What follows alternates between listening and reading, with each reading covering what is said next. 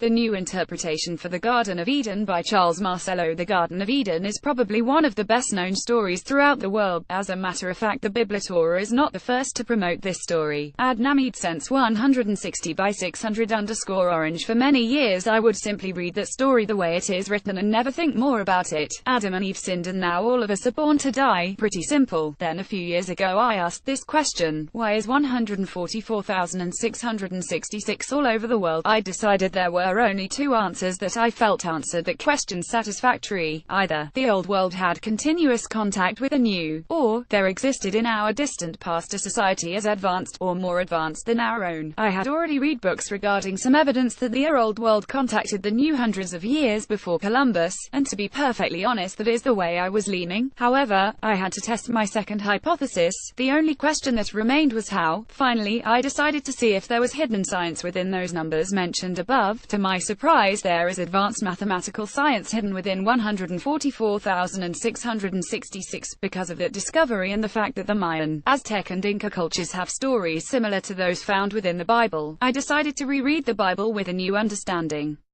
I decided to see if I could find more hidden science within the Old Testament. Again, to my surprise, I discovered there is advanced medical and other scientific understanding throughout the first 5 books of the Bible.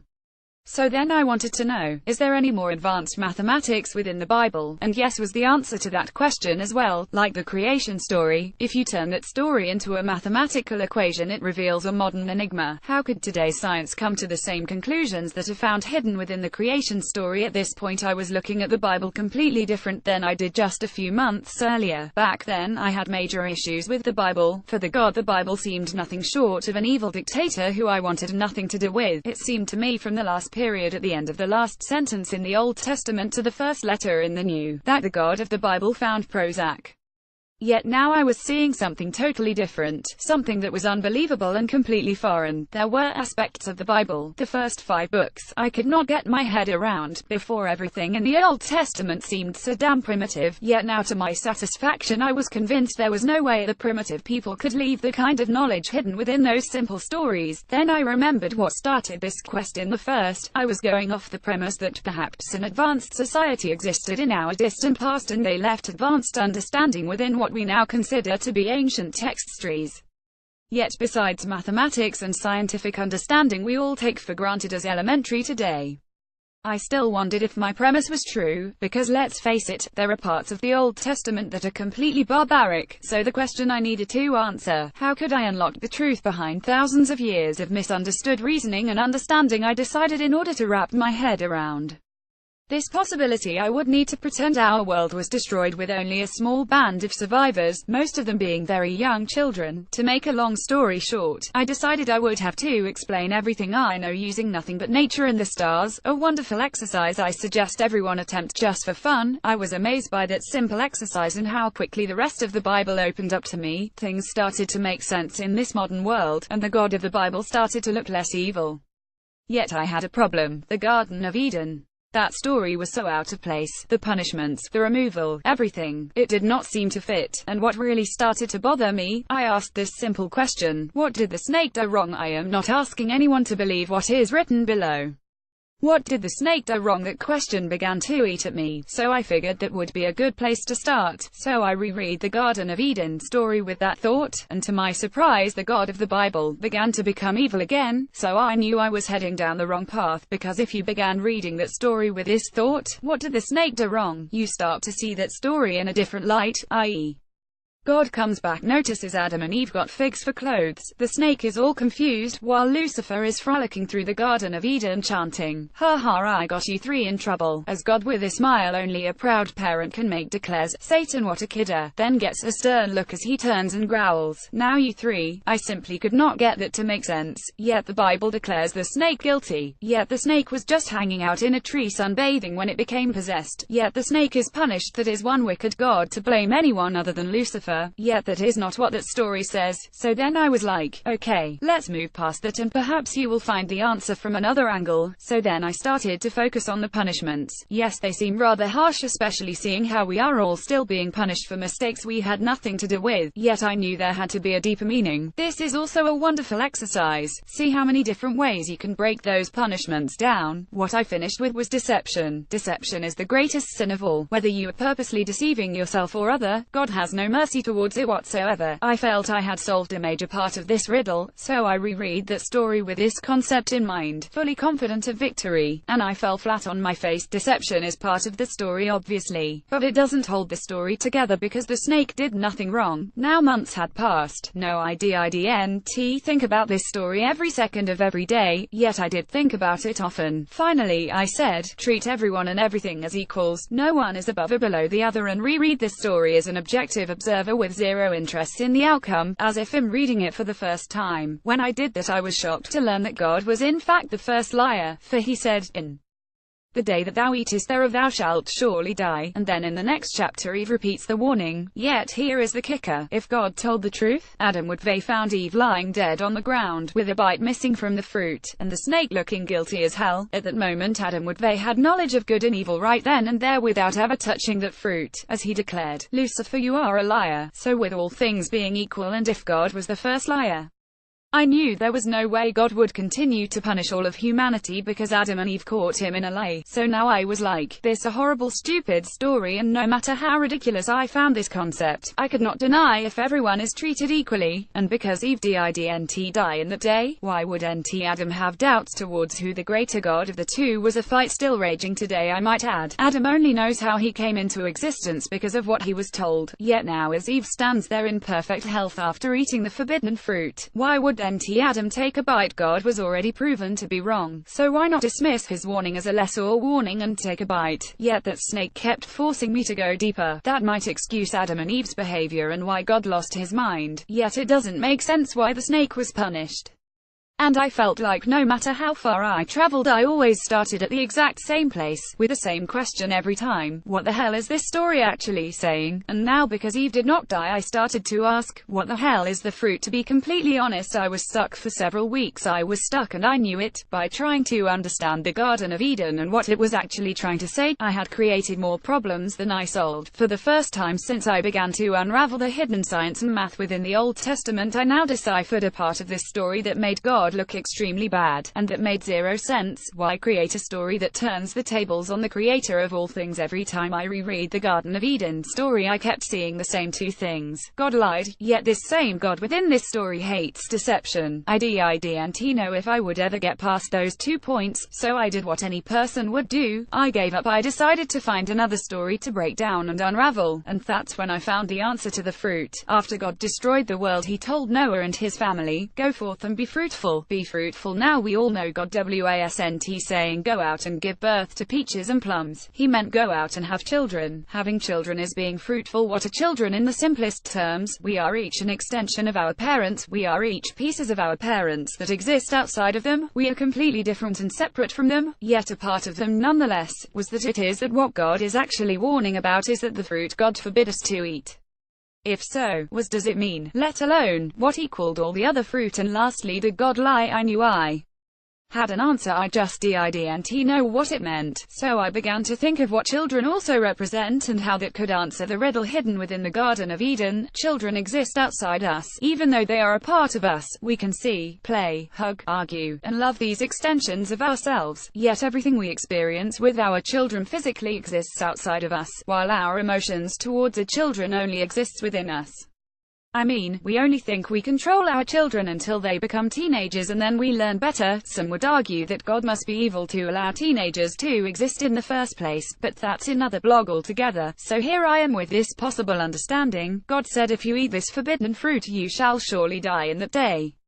Well, Eve didn't die in that day, and because Satan said surely you won't, and when she didn't, it was easy to convince Adam to eat thereof. Then the story continues. God goes walking through the garden calling out to Adam when he discovers Adam has covered his manhood. Before Adam and Eve walked with God butt naked, and there was no shame standing before God absolutely naked. Yet now that they supposedly eat some fruit, the act of being naked is a shameful, sinful act. It was then that I understood I would have to go deeper into the Old Testament if I was going to unlock the mystery of the Garden of Eden, for you see, adding chapters and verses is a relatively new invention, and if this was a running story, then like any good teacher, you allow the full story to progress while each level of the story complements all the parts before it. Each half continually supports the other. You don't teach people calculus without first teaching them the basics of addition, subtraction, multiplication, and how to divide. With that understanding, the entire story started to come into focus. I now understood how the God of the Bible did not lie, and why deception is the greatest sin of all sins.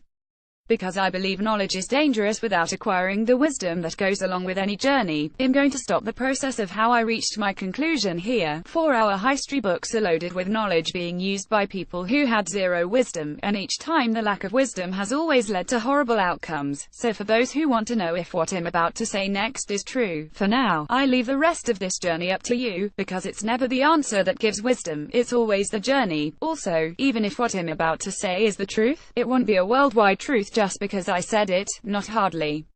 According to prophecy, if this new interpretation and that prophecy are true, this concept will only become a worldwide movement when Hebrews and Gentiles alike understand all the layers hidden therein, and then travel the world teaching this truth. With a possible question, does that equal the final temple? If what I'm about to say is true, then the world will learn of it. If this is all nonsense, then it will turn to dust just like all the other misunderstood interpretations have. I don't get to decide what is or is not the truth for the world. The world has to decide individually, for it is one individual at a time that equals the collective we call humanity, and it must be everyone's private personal choice. This can never be forced onto anyone. I believe the Garden of Eden story is telling mankind one simple truth: never look for a relationship with or creator outside ourselves. Anyone or anything that tells you that they know how you can find a personal relationship with God. The Garden of Eden story is warning. They are actually taking you away from the truth. Or stated another way, you are staring into the eyes of the serpent. Whether I like this interpretation or not, that is what the Garden of Eden is actually trying to explain in my opinion. As a species, we are allowed to look for the truth of God in all things regarding how this universe works, i.e. which equals all the other fruit in the garden we are told we can freely eat, yet we are never to look for a personal relationship with God outside ourselves. Never. The inside of our bodies is the only temple we will ever need to worship from, which means, any outside forces that tries to make anyone believe they can teach you how to have a personal relationship with God, it is pure deception, forbidden fruit, 100% of the time.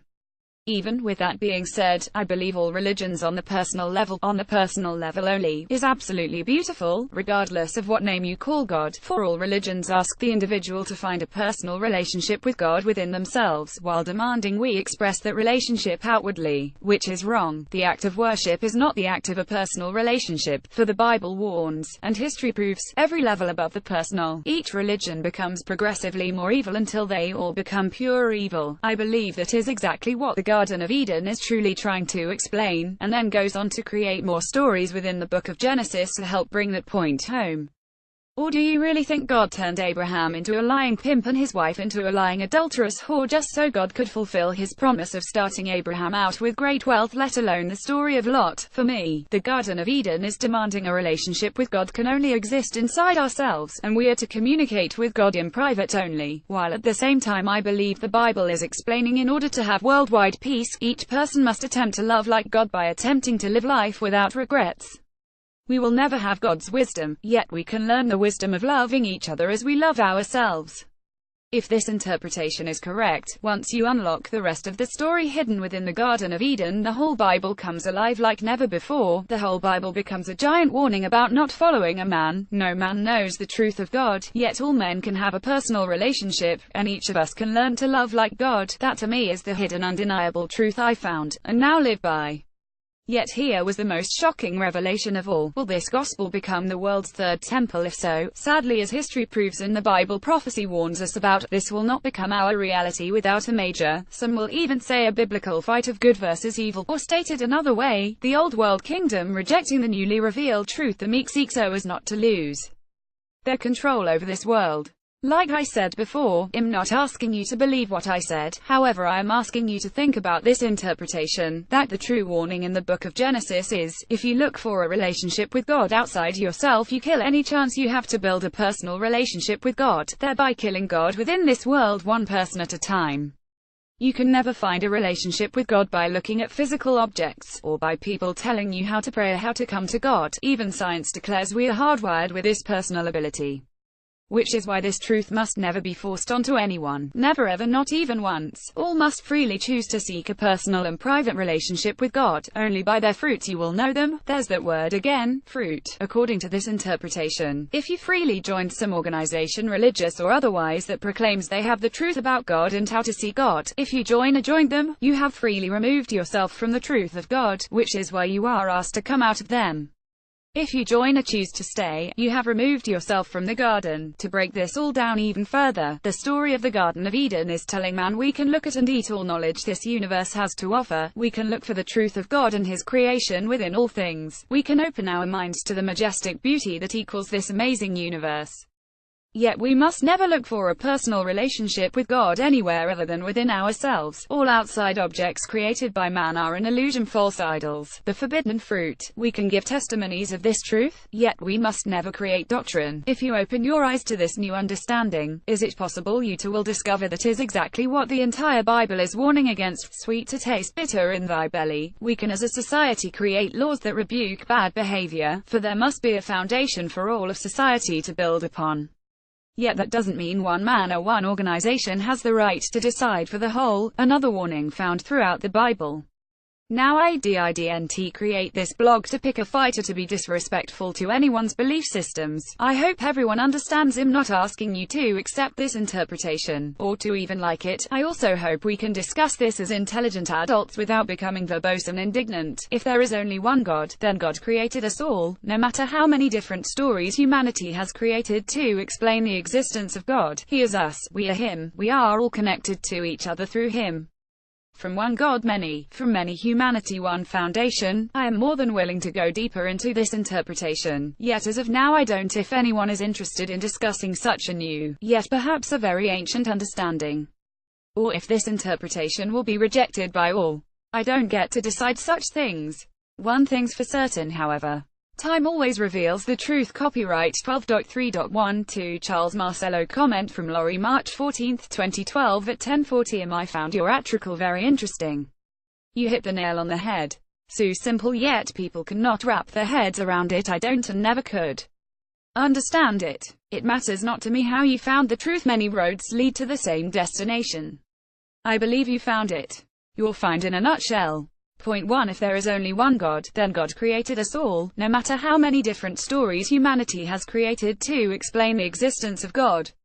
He is us, we are Him, we are all connected to each other through Him. From one God many, from many humanity one foundation. Point 1. We are all a piece of our Creator. Point 2. I believe the Garden of Eden story is telling mankind one simple truth. Never look for a relationship with or Creator outside ourselves. Anyone or anything that tells you that they know how you can find a personal relationship with God, the Garden of Eden story is warning, they are actually taking you away from the truth. Or stated another way, you are staring into the eyes of the serpent. Point 2. Our Creator can only be found and loved through our own heart and deeds and not through any other way. I say again, so simple. Bravo to you for looking and sharing. You are absolutely correct, Laurie. It truly is that simple. Below is something else I discovered and now live by. Part 2 by Charles Marcello. As I'm doing my research mentioned above while reading how I'm supposed to fear God's wrath and vengeance, I asked myself a question I've never asked before. What could I fear? I don't mean will he kick my ass type of fear. I mean pure unadulterated fear, a forever and even amen fear. My life experience has already taught me just because you're a bigger and stronger that doesn't mean I fear you. As a matter of fact, history proves and my own life confirms, when people use fear to manage the actions of others, in time, all fear will be replaced with hatred. So I seriously struggled with trying to honestly answer that question, what could I fear and fear completely. Well, as always the answer came to me in a completely unexpected way. I would say this first started when I was about 27 years old. And it always begins the same way, whenever the hell it wants. I'm talking about reliving past actions. Before I continue, here is my attempt at a public service announcement. Young people, if you know you have a conscience and you know you feel empathy towards others, if it feels wrong for even the moment, it's wrong. Period. Dismiss your inner warnings at your own peril. For I know after having hundreds of conversations regarding this same subject, at some point in the future you are going to relive your past actions. End of service announcement. Because of my own experiences, and listening to others laugh as they dismiss their own memories, to me how we react to these re-examinations of our past actions equals and/or signifies repentance or the rejection of it. When I was a young person I was good-looking, cocky, angry, and what's more I knew it. Towards my everlasting shame I used to proclaim, I'm old enough to know better, a young enough not to give a damn. From the age of 14 to 22 I was a real piece of work. Yet just before I met my wife I slowly began to change, and I do mean slowly. Then around 27 I had a vision, or more correctly a memory rolled forward into my consciousness where I relived something I had done in my past. And I was ashamed. After reliving that experience I decided I would never treat another person like that again. The bad news for me is, during the ages mentioned above, especially from the ages of 18 to 22 I was angry at everyone and everything and my life simply revolved around DFF drinking, fighting, and fornicating. If I could accomplish all three within a single day, I woke up the next day in a great mood. So for me those visions, the reliving of past actions, never seemed to stop. I don't mean to say they happened one right after another for years on end. Yet they did happen a lot and they always happened in those quiet moments, you know, between commercials, taking a bath shower, driving down the road, whatever. More often than I care to admit I continuously found myself reliving something I had said or did.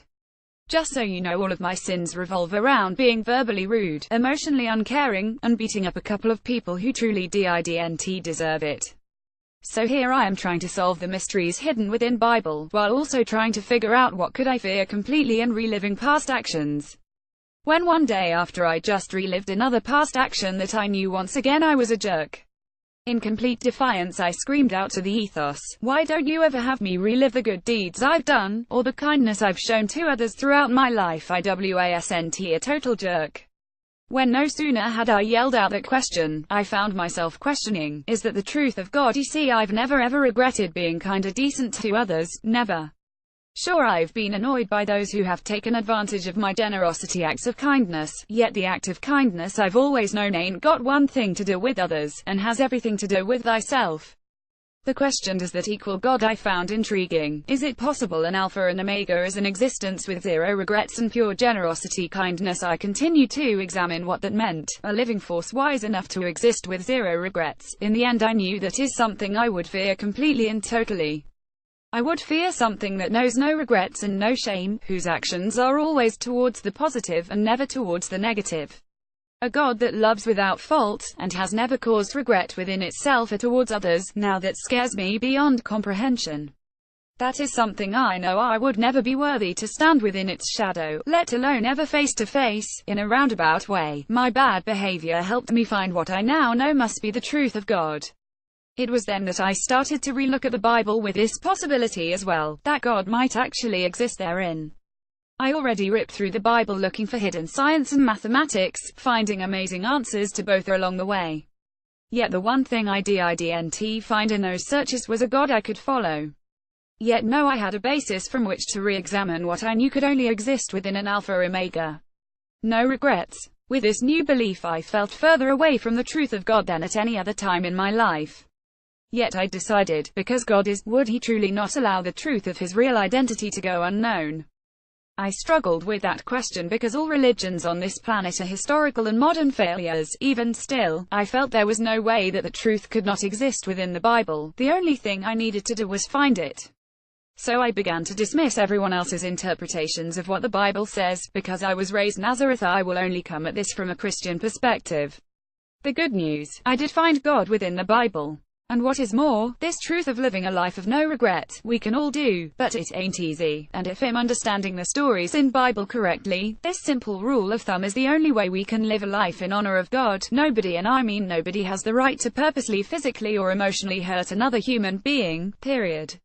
And that means nobody and anyone who does so on purpose. Your actions are 100% evil, 100% of the time. And anything in any doctrine, regardless of the religion or lack thereof, that says different, is a damn lie. I also discovered the way we can prevent humanity from slipping back into this ungodly world we live in today. Each of us must personally choose to pray to be held responsible for the world's sins. Each of us must do so in our own way, and each of us must never be forced to force others to do so, nor can the act of praying to be held responsible for the world's sins be used to shame others. It is a private choice to save ourselves from ourselves as we continuously honor God by attempting to love each other as God loves us, without regrets. All of this can be found within all religious texts across the world. What is interesting? The Old Testament. If you stop believing the interpretations passed down to us from our ancestors, and discover all the purposeful changes made to the Bible, you will find everything I've said above in those stories. You see, if we live God's one rule and pray to God privately, we don't need government or people in funny clothes or hats telling us we must listen to them. The question the world might start asking someday in the future, if what is written above is the truth, why would anyone or any organization want the world to forget that simple rule? Or perhaps, if this truth goes viral, why would they want to crush it? Copyright Charles Marcello.